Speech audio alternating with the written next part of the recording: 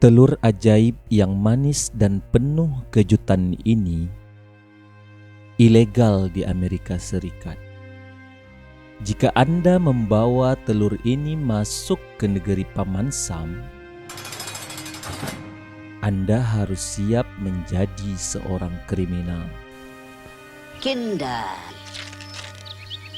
Chokadubi! Doubly chokadubi! Oh, joy! Cairan ini adalah bahan kimia yang menyebabkan keracunan massal terbesar pada abad ke-20 yang menewaskan lebih dari 100 orang.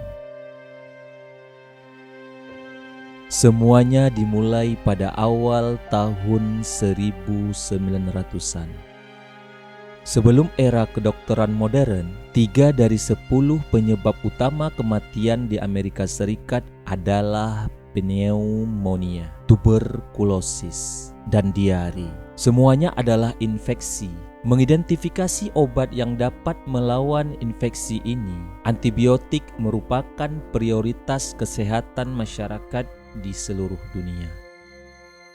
Tahun 1932, seorang ahli patologi dan bakteriologi Jerman, Gerhard Domark, menemukan bahwa bahan kimia yang disebut prontosil dapat melindungi dari infeksi bakteri pada tikus. Prontosil diubah menjadi bahan aktif yang disebut sulfanilamide yang dapat melawan infeksi Streptococcus pada manusia. Juni 1937. Hingga saat ini, obat tersebut hanya tersedia dalam bentuk bubuk dan pil. Namun para orang tua mulai meminta versi cair, dan akhirnya seorang pria bernama Harold Cole Watkins membuat hal ini menjadi mungkin. Karena sebagai kepala ahli kimia dan apoteker, ia menemukan cara untuk melarutkan obat tersebut dari bentuk aslinya ke dalam bentuk cairan. September 1937, Laboratorium Kontrol Internal perusahaan menyetujui penampilan, rasa, dan aroma ramuan tersebut. Lebih dari 240 eliksir sulfanilamide dikirim ke seluruh penjuru negeri. Kurang dari sebulan setelah dikirim ke seluruh Amerika, laporan mulai bermunculan, dimulai dari kematian 8 anak dan 1 orang dewasa di Tulsa, Oklahoma. Seorang dokter menuliskan surat kepada seorang koleganya. Tidak ada seorang pun kecuali Tuhan yang Maha Kuasa dan saya yang dapat mengetahui apa yang telah saya alami. Saya telah terbiasa melihat kematian selama menjadi dokter. Tetapi untuk menyadari 6 pasien saya, dan salah satunya adalah sahabat saya, meninggal karena mereka meminum obat yang saya resepkan. Menyadari itu telah memberi saya siang dan malam yang penuh dengan penderitaan mental dan spiritual yang tidak saya yakini bahwa seorang manusia dapat menjalaninya dan bertahan hidup. Saya merasa kematian bagi saya akan menjadi hal yang melegakan. American Medical Association dan FDA meminta sampel obat tersebut dan menuntut untuk mengetahui komposisi senyawa dari Messenger Company tempat Harold bekerja. Sulfanilamide tidak terasa enak, sehingga Harold menambahkan ekstrak raspberry, sakarin, dan karamel ke dalam larutan.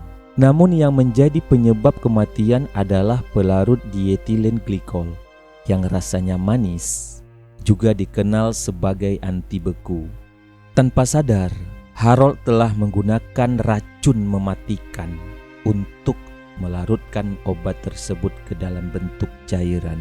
FDA mendekati perusahaan yang bertanggung jawab dan menemukan bahwa mereka telah mengirimkan surat kepada lebih dari 1.000 salesman, apoteker, dan dokter untuk meminta pengembalian obat tersebut, namun tanpa mengindikasikan bahwa obat tersebut mematikan, sehingga banyak orang yang mengabaikan. FDA menuntut pesan gelombang kedua yang lebih tajam. Kampanye radio dan surat kabar dimulai untuk memperingatkan masyarakat tentang eliksir yang berbahaya.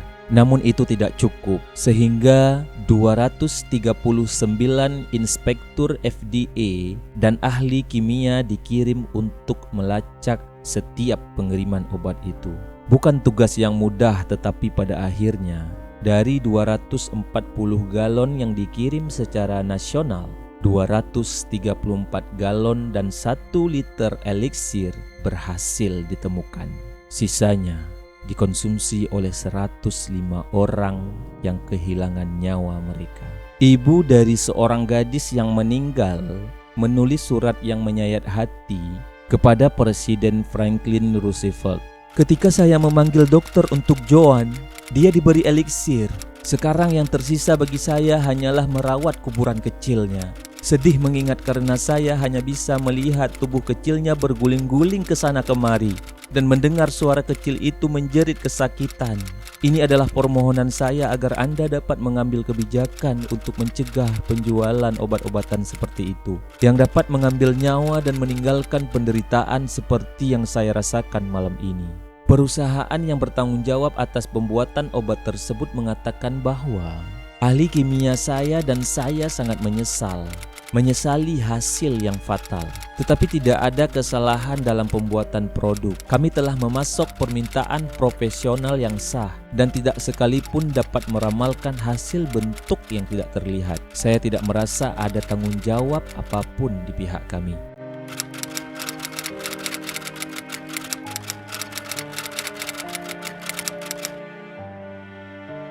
Namun Harold tidak setuju. Berita terbaru ahli kimia terkemuka Harold Carl Watkins ditemukan tewas di dapurnya dengan 1 lubang peluru menembus jantungnya. Penyebab kematiannya adalah bunuh diri dan dia berusia 58 tahun.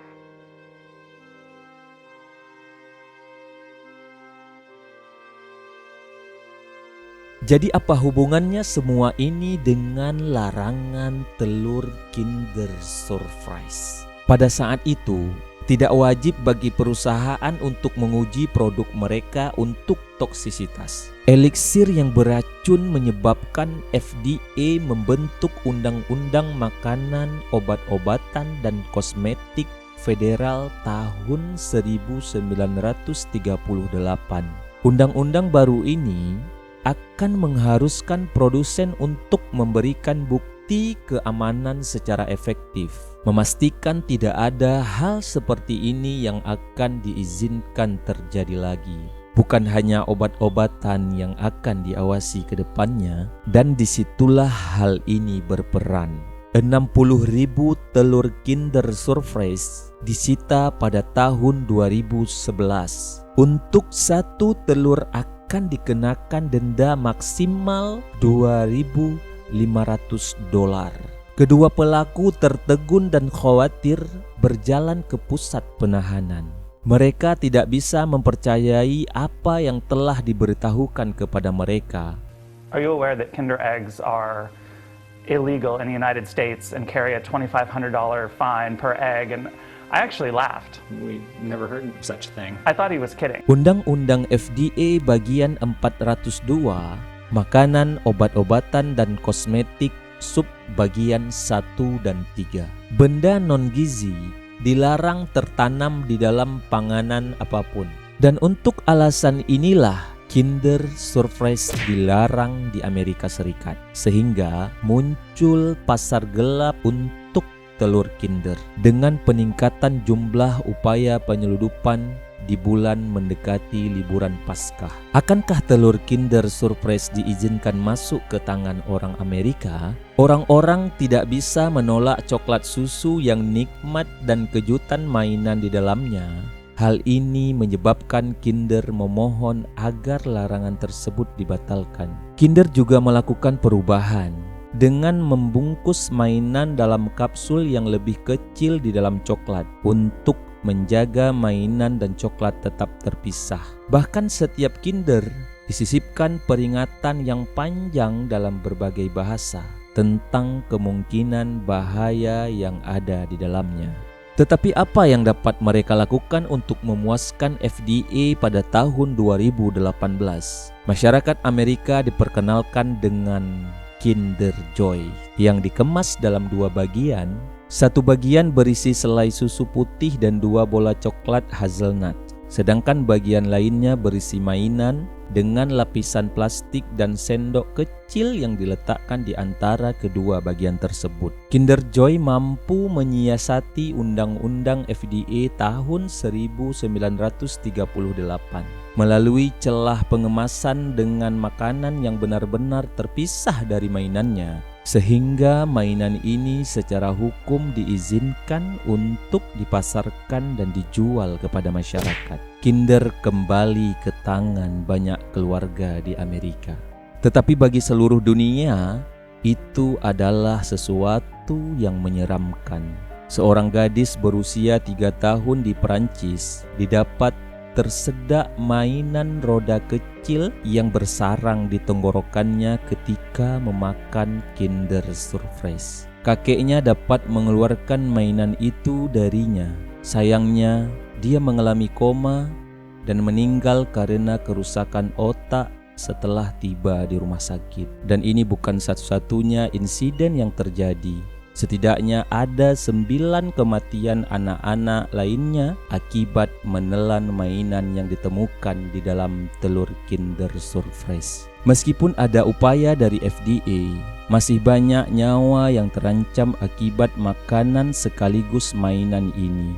Dan pelarangan terhadap produk tersebut masih berlangsung hingga saat ini.